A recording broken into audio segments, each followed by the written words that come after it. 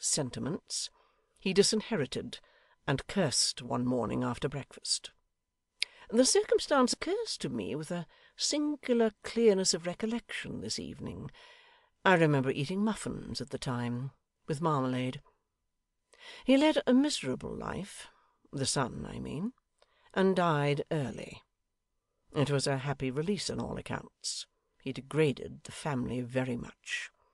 It is a sad circumstance, Edward, when a father finds it necessary to resort to such strong measures. 'It is,' replied Edward, 'and it is sad when a son, proffering him his love and duty in their best and truest sense, finds himself repelled at every turn, and forced to disobey, dear father.' He added more earnestly, though in a gentler tone, 'I have reflected many times on what occurred between us when we first discussed this subject.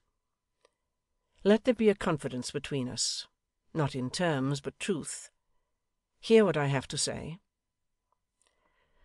'As I anticipate what it is, and cannot fail to do so, Edward,' returned his father coldly, 'I decline.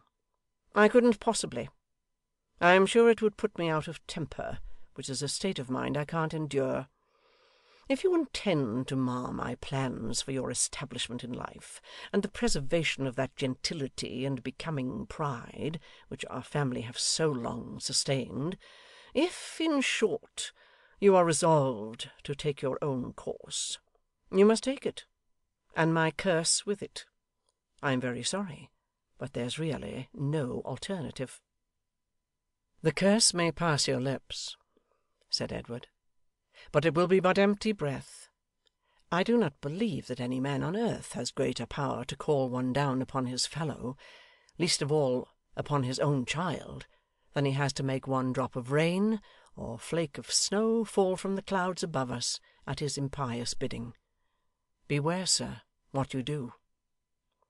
'You are so very irreligious, so exceedingly undutiful, so horribly profane,' rejoined his father, turning his face lazily towards him, and cracking another nut, 'that I positively must interrupt you here. It is quite impossible we can continue to go on, upon such terms as these. If you will do me the favour to ring the bell, the servant will show you to the door. Return to this roof no more, I beg you. Go, sir, since you have no moral sense remaining, and go to the devil at my express desire. Good day.' Edward left the room without another word or look, and turned his back upon the house for ever. The father's face was slightly flushed and heated, but his manner was quite unchanged, as he rang the bell again, and addressed the servant on his entrance.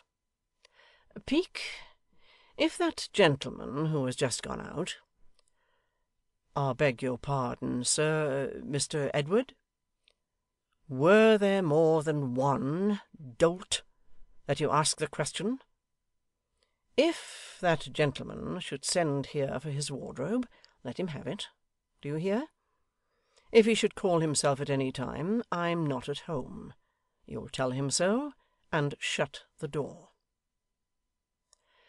So it soon got whispered about that Mr Chester was very unfortunate in his son, who had occasioned him great grief and sorrow; and the good people who heard this, and told it again, marvelled the more at his equanimity and even temper, and said what an amiable nature that man must have, who, having undergone so much, could be so placid and so calm. And when Edward's name was spoken, society shook its head, and laid its finger on its lip, and sighed, and looked very grave; and those who had sons about his age waxed wrathful and indignant, and hoped for virtue's sake that he was dead. And the world went on turning round, as usual, for 5 years, concerning which this narrative is silent. Chapter 32